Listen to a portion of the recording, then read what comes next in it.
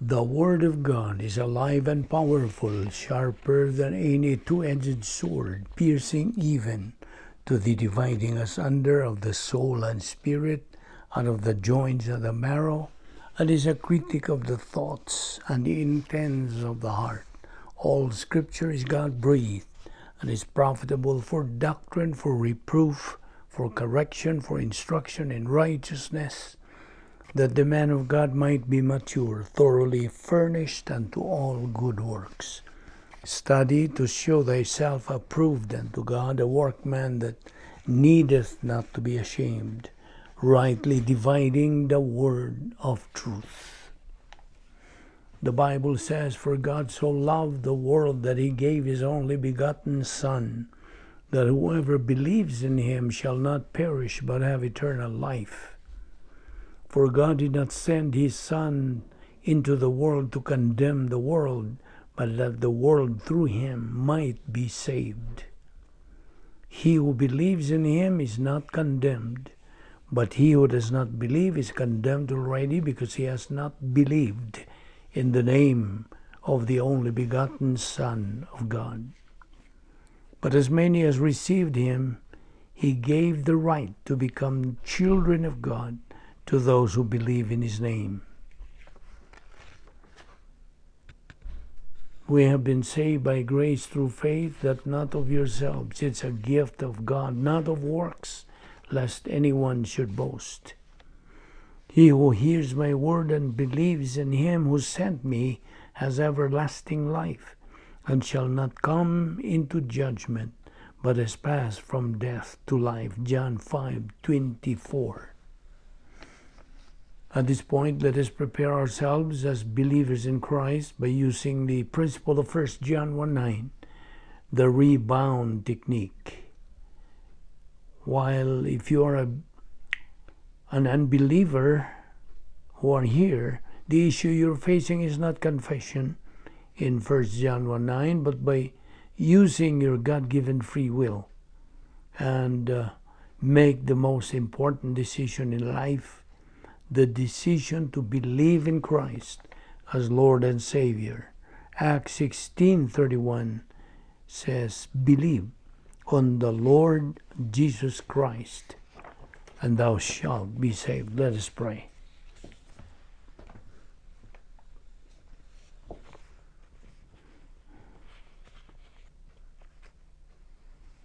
We consider it a privilege, Heavenly Father, to have the freedom and the opportunity of fellowshipping with you and your word. Thank you for bringing us this time in this assembly to take in your truths, which we badly need in our spiritual life. We ask all these in Christ's name. Amen. Welcome everyone to our daily Bible study through the YouTube. And today we have a new lesson, and the title is Salvation. Open your Bible now to Romans 9, verse 21. Verse 21 says, "Does not the potter have authority to make out of the same lump of clay one vessel unto honor and another unto dishonor?" And the negative demands a positive answer in the Greek. Yes, he does. Now, there are three factors in this summary analysis of this verse. Here they are. In good teaching is teaching not so well that you understand it, but so well that after you understand it, you cannot forget it. Now, that's what they do in the school of the soldier. When men are sent in the military, at least they're used to is to train them in repetition and repetition and repetition and more repetition, day after day, week after week, and going to basic training, and then expand it, and so they live, breathe, eat, sleep, think military, and out to kill the enemy. And they go over it over it and over it and over it and over it. The learning system of discipline and response, so that when they get out there, they take them out in a simulated military condition, a combat condition, and they got live 50 caliber stuff lying overhead. They stand up, they're gonna die. They learn to respond according to their training, and they go over it and over it and over it, so they can feel strip their weapon and clean it if they need to, but got sand and mud into it. They learn this by repetition. That's good preparation. That's why we won wars. A smaller, well-trained, well-armed group will always defeat a larger, untrained army. So the key is training. And training involves repetition and repetition and repetition, and then repeat and advance. Repeat and advance. Repeat, repeat, repeat and advance. Repeat and advance, and keep on going. And listen, this is what produces growth. The believer in Christ has to get a hold of that doctrinal reality factor and the divine viewpoint mental attitude, and retain it in his frontal lobe. So when he wanders out in the world, he doesn't get brainwashed by all the garbage that's out there. And there's more garbage on television today. And some people spend hours in front of it every day watching TV. No wonder they don't have a brain. There's nothing but human viewpoint of liberalism and garbage, by and large, on TV. Now, does God have this authority? Yes, he does. Now, here are the three factors involved.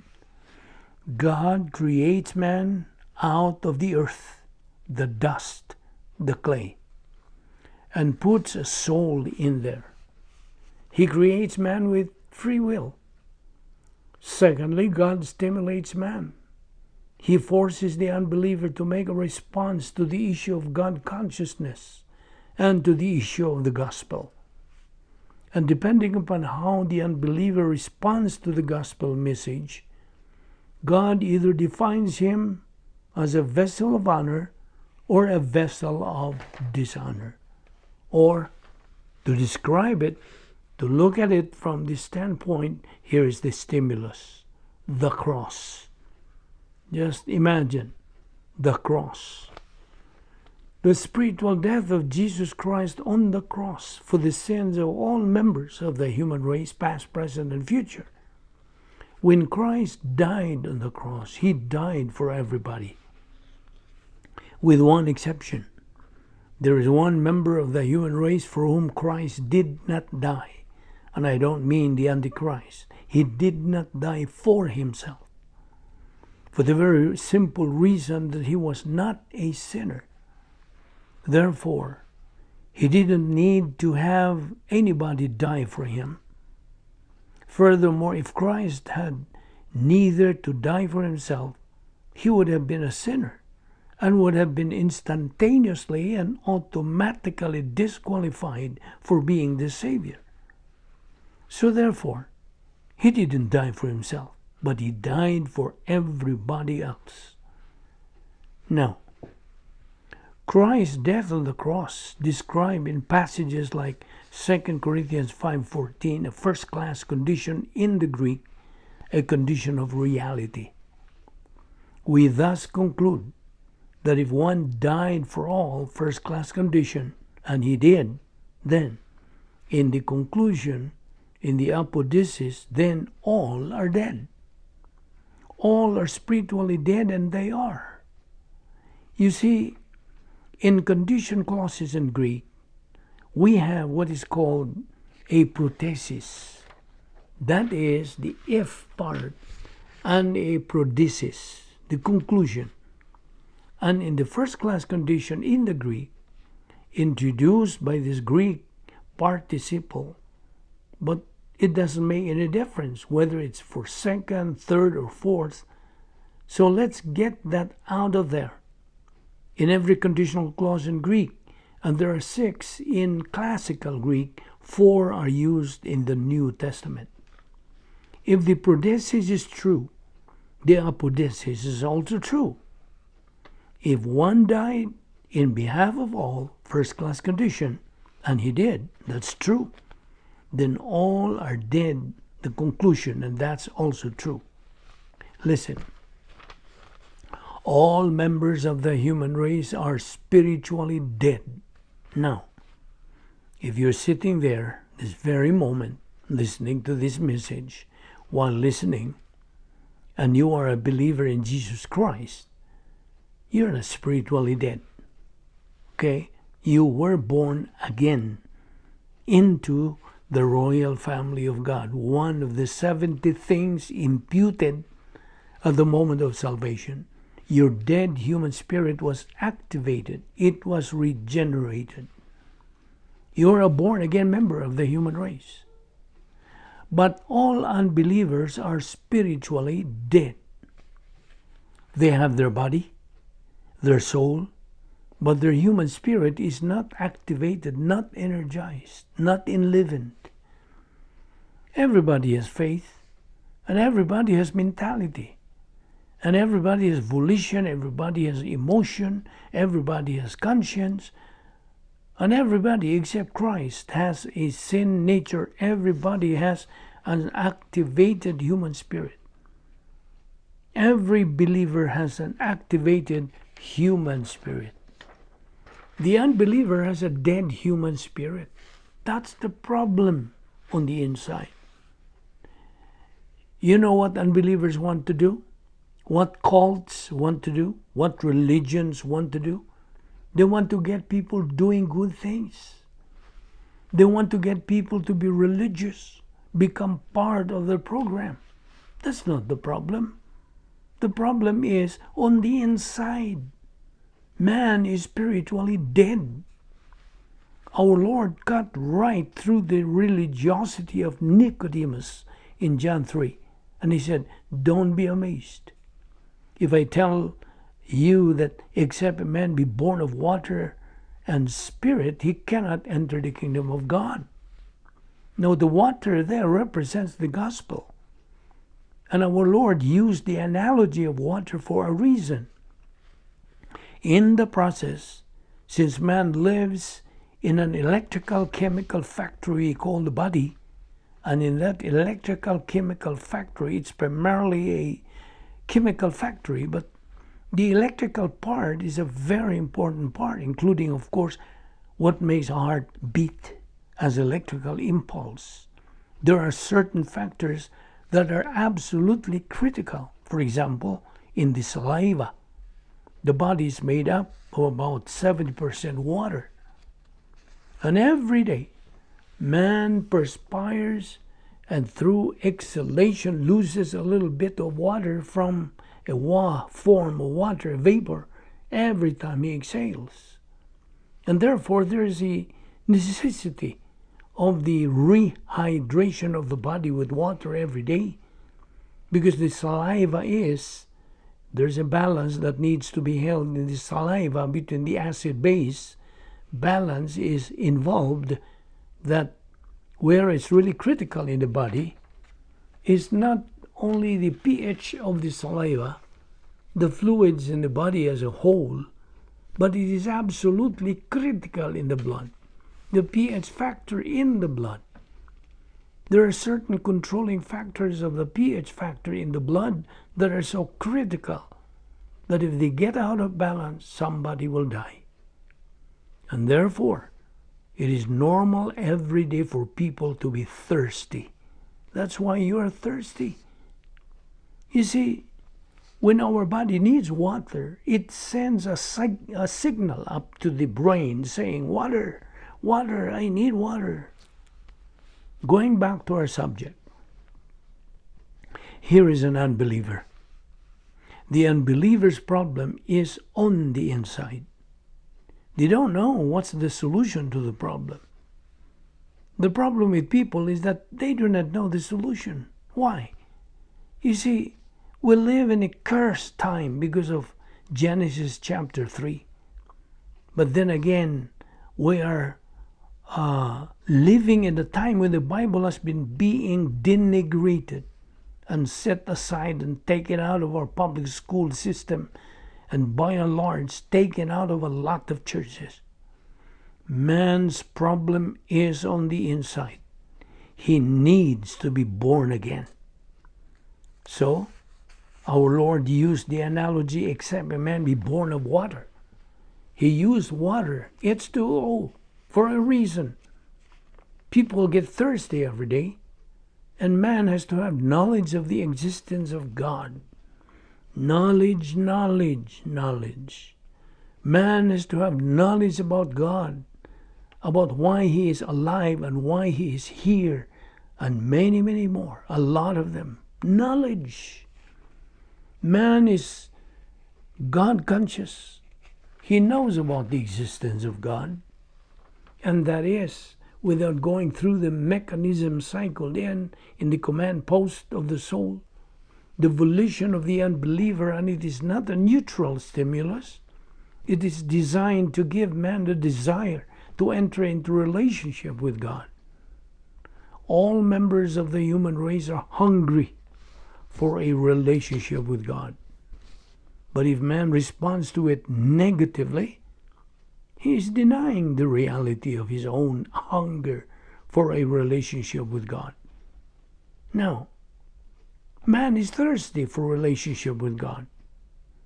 That's why when thirsty people who are thirsty physically race for liquid, and water is the best quencher of the thirst. Except a man be born of water and the Spirit. Water is a reference to the gospel message that enters the mentality of the soul. And when, as God the Holy Spirit causes comprehension, understanding, perception, while showing the unbeliever that it's the truth, and showing him about the unpardonable sin that is cycled in the command post, when the unbeliever responds to it positively, his positive volition activates his faith, and he believes in Jesus Christ. He believes that gospel message. And one of the 70 things imputed at the moment of salvation is that God, the Holy Spirit, activates that dead human spirit. So our Lord said, except a man be born of water. The water there represents the gospel message. And of the Spirit, that's the regeneration or regenerating ministry of God the Holy Spirit. Our Lord said, don't be amazed when I say you have to be born of water and of the Spirit. Again, the Spirit is a reference that God the Holy Spirit, as his regenerating ministry of activating that dead human spirit, as in Titus 3:5, which says, not by works of righteousness which we have done, but according to his mercy he saved us by the washing of regeneration and renewing of the Holy Spirit. And so, God the Holy Spirit regenerates that dead human spirit, not by works of righteousness which we have done, but according to his mercy he saved us. Acts of righteousness, good deeds, do not whatever value they may have. So again, man's problem is on the inside. Question: how does a believer help an unbeliever? Number one, pray every day for the salvation of all unbelievers. Romans 10:1. My heart's desire and prayer to God on behalf of Israel, as well as on the Gentiles for their salvation. And secondly, the believer opens his mouth and communicates the gospel to the unbeliever. That's the love of God. We will continue in our discussion on this tomorrow. Let us pray. With your heads bowed and your eyes closed, we're going to spend the closing moments of our service today addressed to those without Christ without hope and without eternal life. The Lord Jesus Christ does not want to see anyone drink the cup of judgment. There's only one way not to drink of that cup, and that is to believe in the Lord Jesus Christ. Now all the barrier has been removed. There is no more sin between us and God. Our relative righteousness no longer matters. What matters is, what do you think of Christ? And so, right where you sit right now, you can become a believer in the Lord Jesus Christ and secure your eternal future. It is as simple as saying, Father, I believe. And now, Heavenly Father, we thank you again for your wonderful word, for the look into the past and the look into the future. But by it, we know that you are God. We thank you, Father, for all that you have done for us. And we pray that we might not forget our past and our future. May we live our life in the light of eternity. All this we ask in Christ's name. Amen.